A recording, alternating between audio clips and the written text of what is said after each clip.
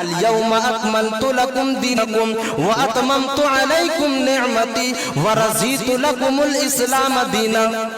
نئے دور کا جھانسا دے کر کے دوسروں کی تہواروں کو سیلیبریٹ کرنے والے لوگوں سن لو، اللہ تبارک و تعالیٰ کہہ رہا ہے اليوم اکملت لکم دینکم واتممت علیکم نعمتی، آج تمہارے لیے ہم نے اس دین کو مکمل کر دیا ہے، ہم نے تمہارے لیے اس دین کو مکمل کر دیا ہے، اور ہم نے اس دین کو دین کی حیثیت سے قبول کر لیا ہے۔ اللہ تبارک و تعالیٰ تو اس آیت کریمہ کے اندر یہ واضح کر رہا ہے کہ یہ دین جو ہے وہ مکمل ہے۔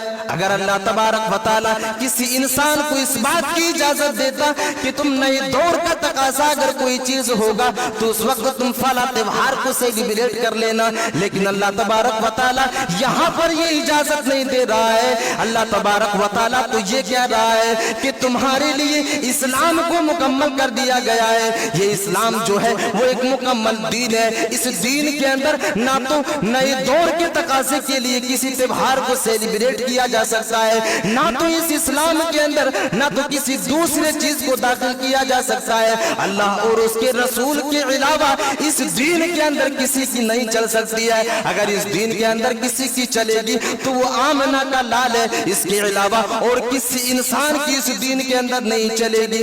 جس چیز کا حکم اللہ کے نبی نے دے دیا ہمیں وہی چیز ہی کرنا ہے۔ اللہ تبارک و تعالیٰ نے تو یہاں تک کہہ دیا ہے کہ یہ دین جو ہے وہ مکمل ہے، اور ہم نے دین کی حیثیت سے ہم نے اس دین اسلام کو قبول کیا ہے۔ اگر کوئی انسان اگر اس دین کے علاوہ کسی دوسرے دین کو لے کر کے آتا ہے تو ہم اس کے دین کو قبول نہیں کریں گے۔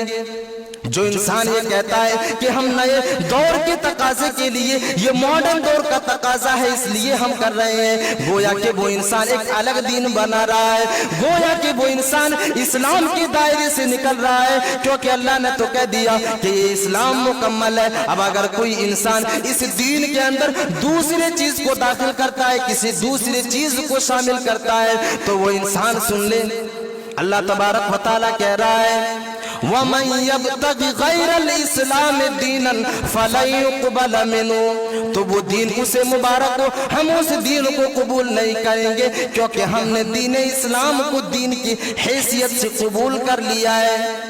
میرے عزیز ساتھیوں، اس آیت کریمہ سے ہم اور آپ نے کیا اندازہ لگایا؟